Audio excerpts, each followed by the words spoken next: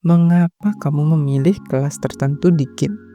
Dan mengapa kita bermain dengan cara yang berbeda-beda? Kali ini kita akan menyelami psikologi di balik tipe-tipe kepribadian gamer. 4 pemain, 4 kepribadian.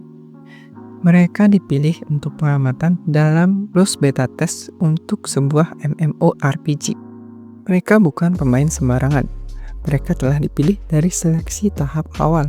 Hasil tes menunjukkan kecenderungan unik mereka dalam bermain.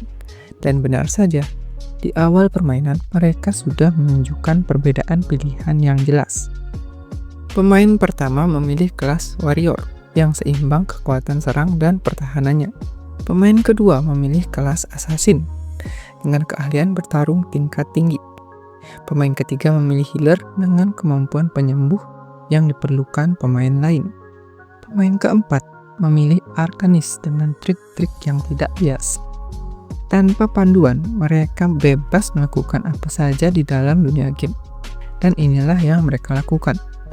Si Warrior mengalahkan berbagai monster dari kecil sampai besar dan terus grinding untuk mendapatkan item legendaris. Si Assassin meningkatkan diri untuk satu tujuan, berduel di arena. Si Healer bergabung dengan party yang mengajaknya atau membuat partinya sendiri. Si Arcanis menjelajah reruntuhan tersembunyi untuk mencari quest rahasia. Dan saat pengamat bertanya alasan mereka memilih cara bermain seperti itu, jawabannya mengungkapkan sesuatu yang menarik. Si Warrior berkata, "Aku ingin mencapai level maksimum. Item langka, tunggangan epic, semuanya harus kudapatkan. Kalau ada yang bisa dikerjakan di game ini, aku akan menyelesaikannya. Duel adalah jalan hidupku," kata si Assassin. "Kalau bukan untuk jadi yang terkuat, buat apa kita main game? Aku bertarung bukan sekedar untuk bersenang-senang. Aku bertarung untuk menang." Si Healer berkata, "Menurutku, main game itu soal teman-temannya.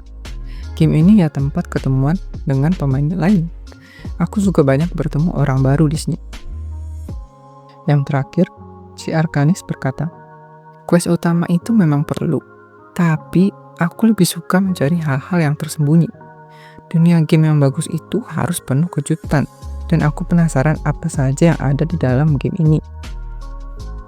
Pengamatan awal keempat pemain ini sesuai dengan model yang pertama kali diperkenalkan oleh seorang peneliti Inggris pada tahun 1996. Model Bartel ini memetakan preferensi pemain pada dua sumbu, aksi atau interaksi, dunia atau pemain lain. Dan dengan sumbu ini terciptalah 4 kuadran atau 4 tipe berdasarkan preferensi pemain. Si Warrior adalah tipe ambisius yang menyukai aksi terhadap dunia. Mereka mengejar tujuan konkret seperti level, item, dan pencapaian dalam game.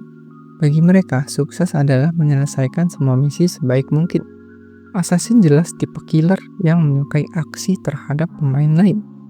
Tipe yang satu ini bermain untuk menjadi yang terkuat, mengalahkan semua orang, dan menunjukkan dominasinya. Si Healer tentunya adalah sosialis yang menyukai interaksi sosial. Tipe ini menikmati interaksi sosial baik dengan pemain lain ataupun karakter di dalam game yang memiliki kepribadian menarik. Bagi mereka, game adalah alat untuk menjalin hubungan.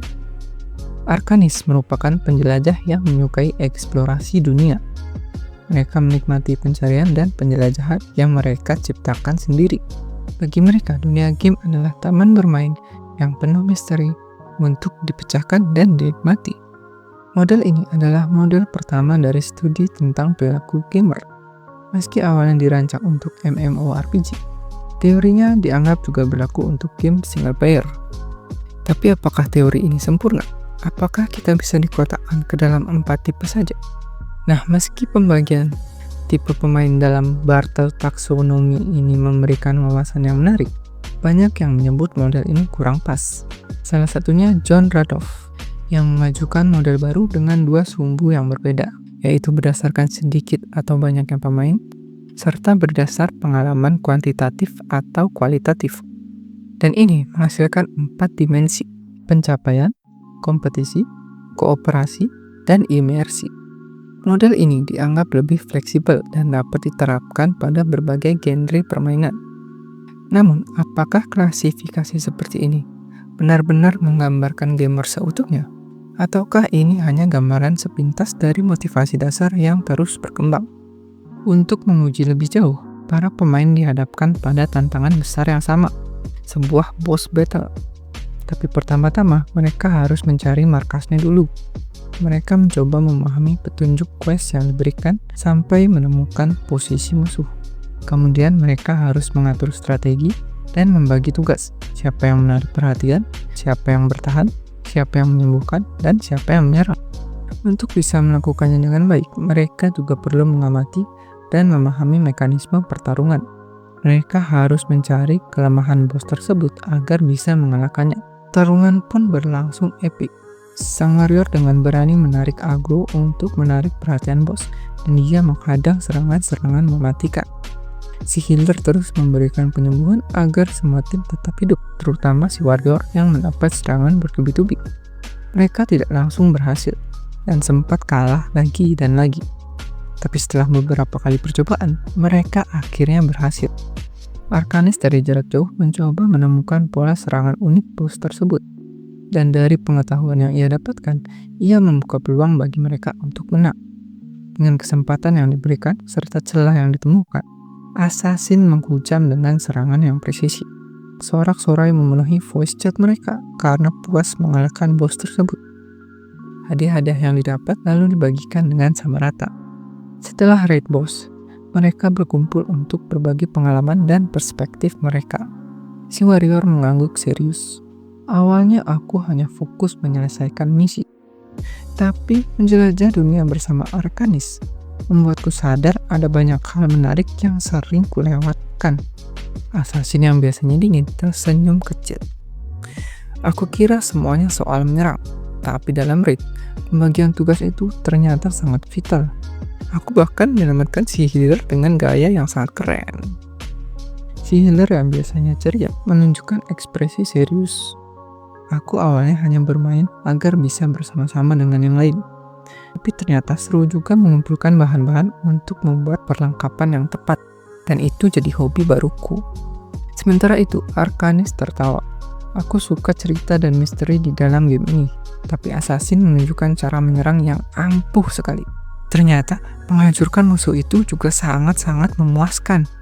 Kalau diperhatikan, pemetaan lanjutan ini serupa dengan kecenderungan yang dikemukakan oleh psikolog terkenal Carl Jung, yang mana sumbunya menggambarkan sisi introversion dengan extroversion, serta sisi sensasi dan intuisi.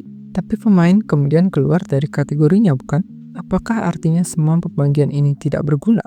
Pembagian ini tetap berguna sebagai gambaran awal dan peta untuk memahami kecenderungan seseorang. Tapi seperti yang dikatakan Carl Jung, ini hanya kecenderungan. Apa yang dikatakan pemain setelah raid boss menunjukkan satu hal penting, bahwa manusia lebih kompleks dari sekedar kategori.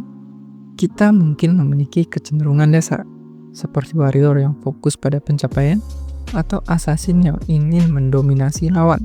Tapi berbagai kondisi, interaksi dengan lingkungan, ataupun interaksi dengan orang lain dapat mengubah perilaku dan tindakan kita. Model ini bukanlah hal mutlak, melainkan peta awal kepribadian gamer. Ini memberikan kerangka untuk memahami motivasi dasar kita. Tapi manusia selalu dinamis. Ini hanyalah alat untuk menggali lebih dalam, bukan satu-satunya kebenaran. Jadi, apa yang bisa kita ambil dari sini? Pertama, kenali tipe dasarmu. Kenali dirimu. Apakah kamu warrior yang mengejar pencapaian? Assassin yang menyukai tantangan? Healer yang senang bersosialisasi? Atau Arcanist yang gemar mengeksplorasi? Dalam game ataupun dunia nyata, tipe-tipe ini bisa mencerminkan preferensi dan kekuatanmu.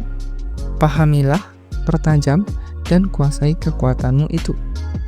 Kemudian, cobalah hal baru. Jadilah Arcanist yang mencoba PvP, atau warrior yang mengeksplor tanpa tujuan tertentu. Di dunia nyata pun ini bisa berguna untuk membuka wawasan dan perspektif baru, serta mengembangkan berbagai kemampuan yang tidak kamu sangka sebelumnya. Coba tulis di kolom komentar apa tipe dasar kamu dan apa hal baru yang mau kamu coba. Sekian dan terima kasih. Semoga beruntung. Selamat bersenang-senang.